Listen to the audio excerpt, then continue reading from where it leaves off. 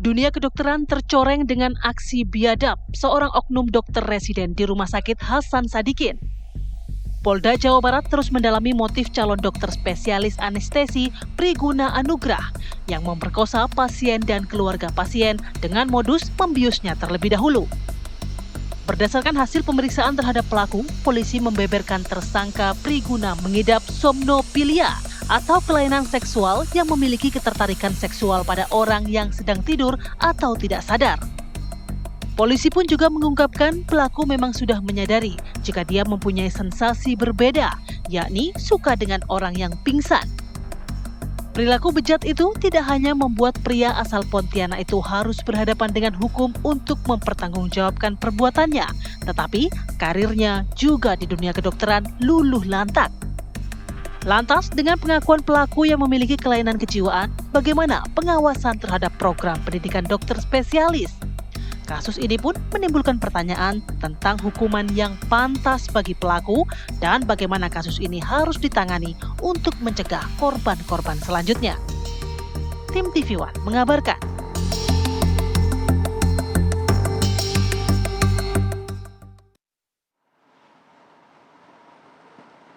Ya pemirsa, seperti yang kita dengarkan tadi dalam paket bahwa dunia kedokteran kembali tercoreng dengan ulah oknum dokter PPDS, Dr. Priguna yang melakukan kekerasan seksual atau pelecehan seksual terhadap keluarga pasien dan juga diduga ada korban berikutnya 2 pasien yang dalam waktu sepekan waktunya sangat berdekatan. Nah, bagaimana bisa seorang dokter yang pengakuannya memiliki kelainan seksual, kelainan kejiwaan ini bisa lolos melakukan pendidikan dokter spesialis begitu. Apakah ada yang salah dalam sistem pendidikan kedokteran kita? Kita akan bahas dan kita akan terlebih dahulu memperkenalkan narasumber yang sudah ada di studio.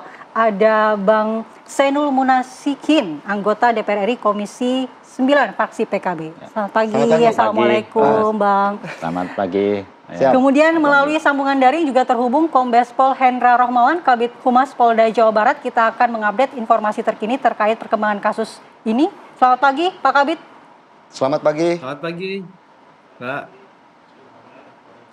Ya, yang juga kita sudah terhubung dengan Ibu Atalia Praratya, anggota DPR RI Komisi 8 fraksi Partai Golkar. Selamat pagi, Assalamualaikum Bu Atalia. Selamat pagi Bu Atalia. Selamat pagi, Waalaikumsalam. Baik, kita ke Pak Kabid Humas dulu.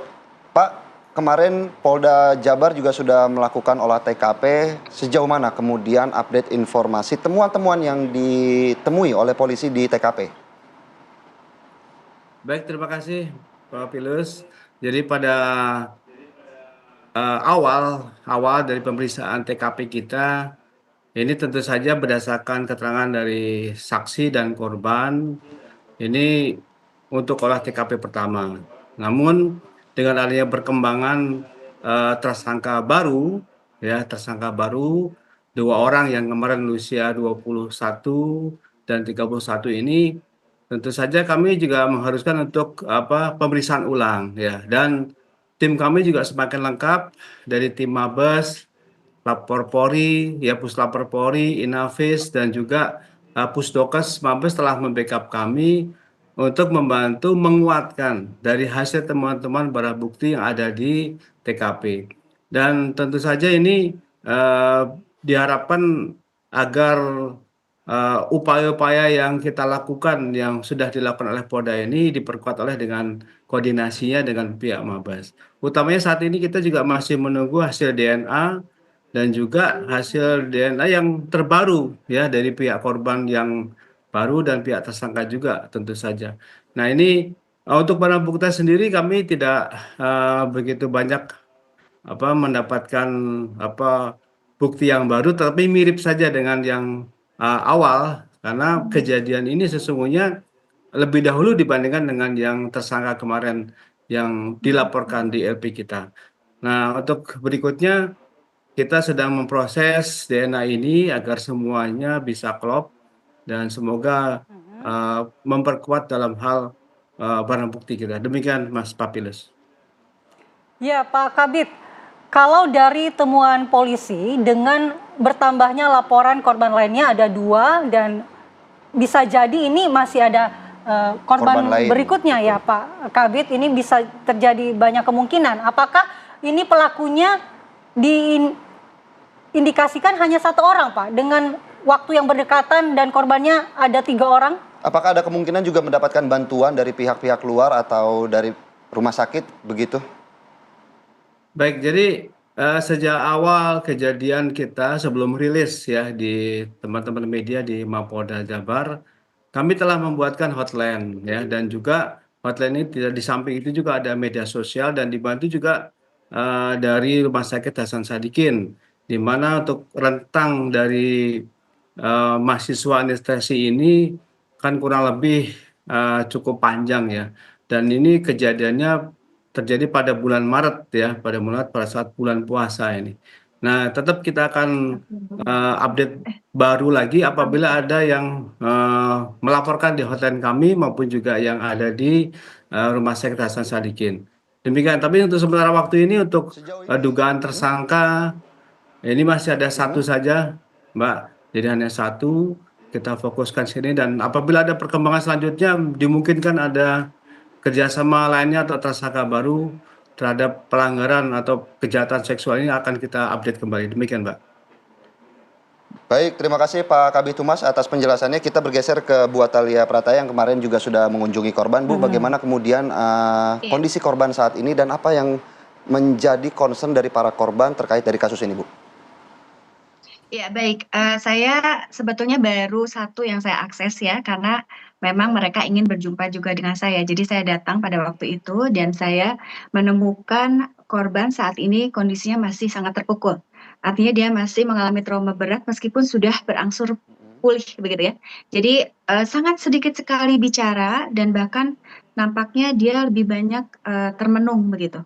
Nah, jadi pada situasi tersebut, maka ketika saya bicara dengan kakak dan juga orang tua korban, beliau mengharapkan hal yang menurut kami adalah satu hal yang sangat penting untuk digarisbawahi begitu ya, yaitu bahwa mereka berharap agar supaya kasus ini bisa cepat selesai dan juga pelaku bisa mendapatkan hukuman maksimal begitu. Nah, kan kita tahu bahwa berdasarkan Undang-Undang TPKS ini 12 tahun 2022 6C itu dinyatakan bahwa tindak pidana kekerasan seksual seperti ini ancamannya yaitu 12 tahun. Namun apabila dilakukan oleh tenaga medis itu bisa bertambah sepertiganya begitu. Nah, jadi mereka berharap ya bahwa kemudian ada upaya-upaya untuk jalan damai yang dilakukan oleh pihak pelaku begitu. Nampaknya itu mereka menyampaikan bahwa mereka menandatangani itu karena mereka tidak membaca secara utuh.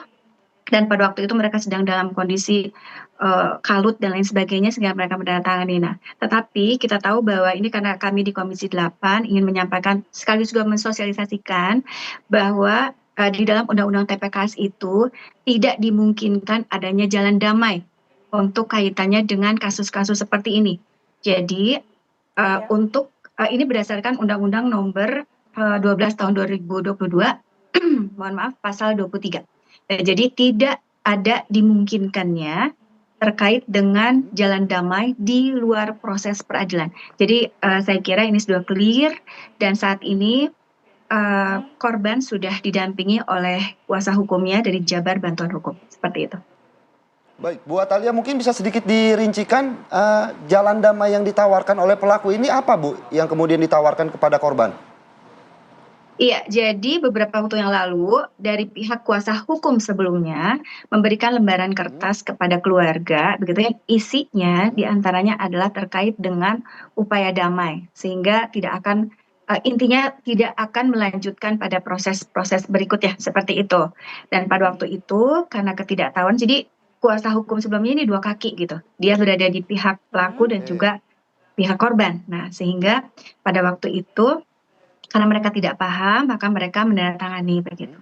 Lalu kemudian ketika kasus ini bergulir dan muncul ke permukaan, mereka menyadari bahwa sesungguhnya ada hak-hak yang diabaikan, begitu ya, terkait dengan korban ini, dan mereka berharap oleh karenanya agar kasus ini bisa selesai dengan cepat dan juga maksimal dari hukuman bisa diberikan kepada pelaku, seperti itu.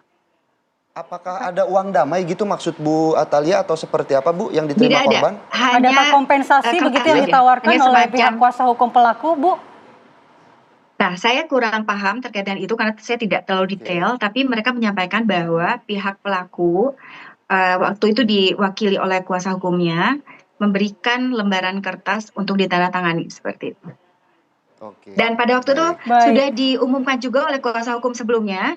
Kemudian dia menunjukkan fotonya di media sosial dan kemudian ini menjadi polemik juga begitu karena ternyata dia lupa untuk memblur tulisannya begitu ya sehingga saat ini korban mendapatkan kesulitan lagi karena apa banyak yang mengakses ya jadi karena tadi dia tidak diblur gitu ya surat yang ditunjukkan oleh kuasa hukum sebelumnya itu maka sekarang korban itu mendapatkan banyak sekali pesan masuk begitu. Baik. Baik, kapan sebenarnya tawaran damai itu dilakukan, Bu? Kapan tepatnya? Saya masih belum tahu tepatnya, tetapi mereka menyampaikan ini beberapa minggu terakhir ini mereka sudah mendapatkan itu sebelum adanya perubahan dari kuasa hukum dengan yang sekarang.